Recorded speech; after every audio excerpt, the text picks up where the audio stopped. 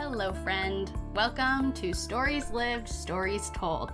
I'm Abbie, and I'm so glad that you're joining me today for our very first episode.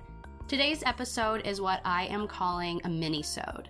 So to give you a little direction for the podcast, we're going to alternate between these mini-sodes, which will just be me, and longer conversation episodes with guests. In the conversation episodes, I'll be asking my guests about their own stories and hopefully modeling what intentional, meaningful conversation looks like. And my vision for these mini-sodes then is to allow us to do a deep dive into the theory and really the application of coordinated management of meaning. I will say that if you haven't listened to the trailer for this podcast yet, I'm going to suggest that you stop right here and do that. That is where I give a better introduction to my purpose and mission for this podcast, so you can get better acquainted with that. Great. So now that you've listened to the trailer, let's begin. Today is all about us getting better acquainted with coordinated management of meaning, or CMM. There's a lot of nuance to this theory that's important for me to elaborate on. So as far as communication theories go, CMM takes an interpretive approach to communication rather than an objective one. So what this means is that CMM functions under the assumption of pluralistic truths, or the idea that there's not one objective, capital T truth waiting to be found, but rather, everyone experiences their own little t truths that we make, and all of these little t truths can coexist with each other. So what this translates to in the theory then is that everyone's stories can be told and heard in the same space. Two people might experience the same event and have different stories about it, but these differing stories don't cancel each other out, and one doesn't invalidate the other. There's no search for figuring out which story is right or wrong. That language just doesn't exist in CMM. Now, this view that everyone lives out their own little t-truths that can coexist is a little idealistic, because what CMM also notes is that our stories do not exist in a bubble, and they're not all equal in the eyes of society. When we tell our stories, we're bringing them into a culture and a context that's much bigger. And the culture that we bring our stories to can influence which stories are told and allowed to be told, and which ones are heard or ignored. So it's storytelling on this intimate, personal level, but also in a larger cultural sense. So it's the combination of your day-to-day storytelling, like maybe you tell a friend something that happened at work or with your family, but it's also the idea that when you zoom out on all the little stories we tell throughout the course of our day and our life, that we're ultimately telling a much larger story or narrative about our lives.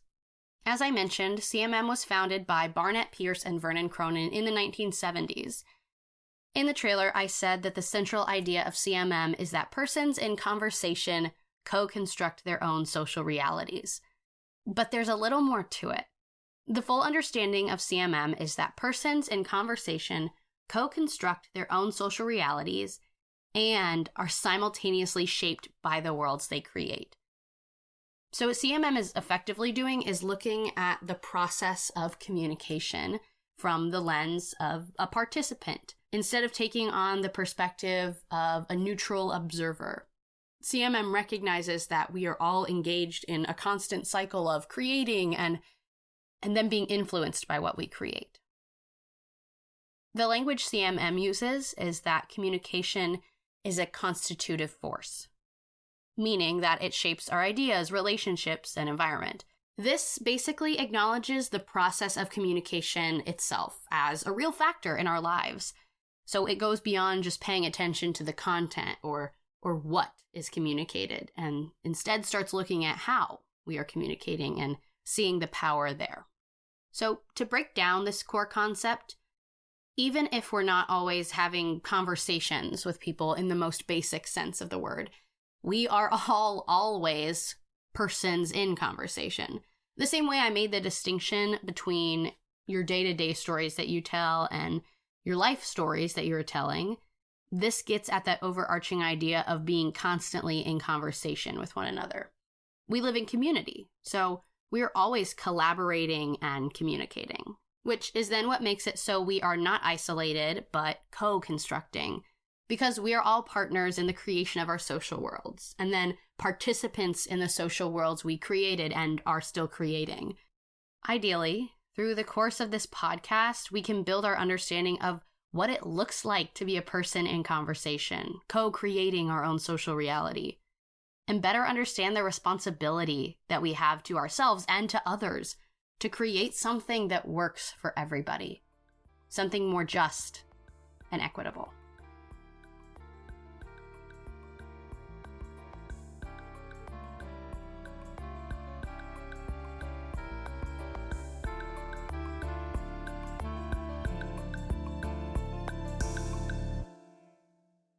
Within CMM, then, we can further break down this concept into 4 central claims that make up CMM.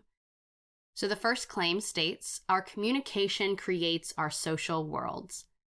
CMM believes that the communication going on between persons in conversation is the primary social process, the primary function of our social worlds. Again, it's less about the content of a conversation and more about the conversation itself. I definitely experienced this in the sense that I've had really meaningful conversations with people that are deep and personal, but these conversations aren't only meaningful to me because of what we shared, but just the fact that we shared at all. The fact that I was able to share and be vulnerable because I felt safe to do so, and that the other person would trust me enough to be vulnerable too. And it's messy, and we don't always get it right. I've also had conversations where I didn't feel safe to be vulnerable, and that impacts me as well. So the first claim of CMM states that our communication creates our social worlds. The second claim says the stories we tell differ from the stories we live, which is where the name for this podcast comes from, right? Because our lives are really a back and forth of living stories and telling those stories and living more stories than telling those. And there's a tension there because our stories we tell are always going to differ from the stories we live. And that's really where we can break down the name of the theory. When we're living our stories, we have to coordinate with others because we're in the middle of our stories and meeting them in the middle of theirs. So there has to be collaboration in the creation of the social world that you're now a part of. Then the meaning part of coordinated management of meaning comes in because we are meaning-making creatures. A lot of communication theories rely on this foundation that as humans, that's what distinguishes us from other animals, is that we look to create meaning in our world and in our lives.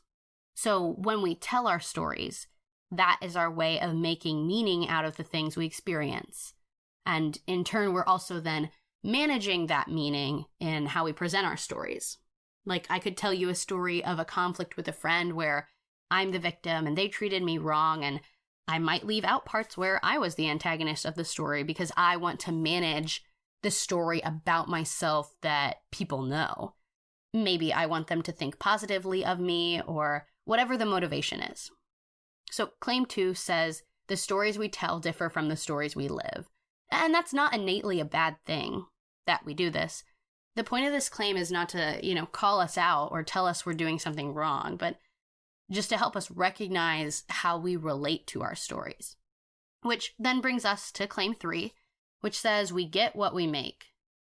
Kim Pierce is now the president of the CMM Institute, and one way that she has explained it is that if you have destructive patterns in your interactions, then that's the kind of relationship or social world that you've created.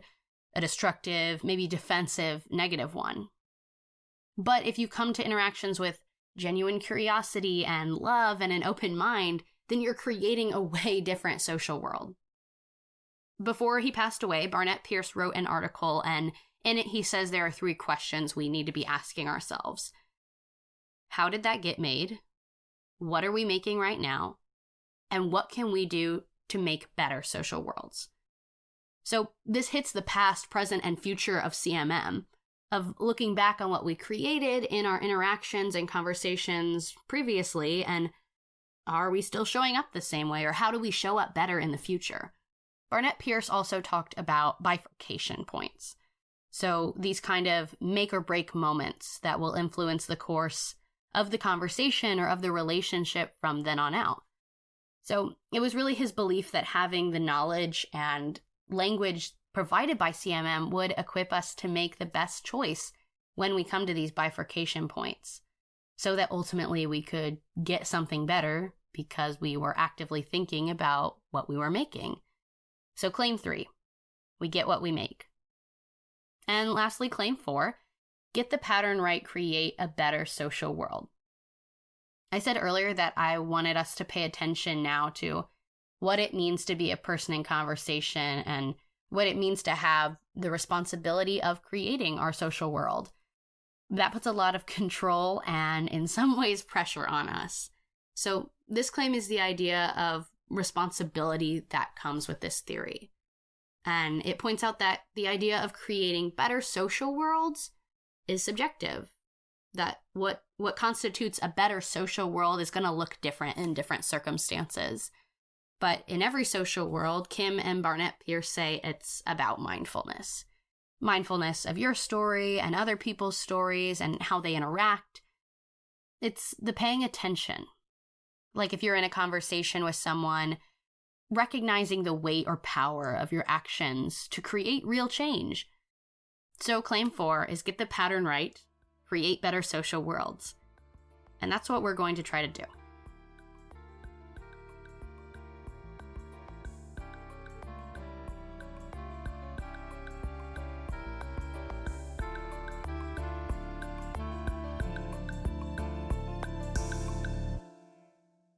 This really is just an introduction to CMM, but I think it's helpful as we continue on our journey of learning and applying the principles of CMM.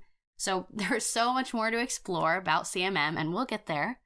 But for now, this has been Stories Lived, Stories Told. Thank you so much for joining me. I'll be back next week with our very first conversation episode.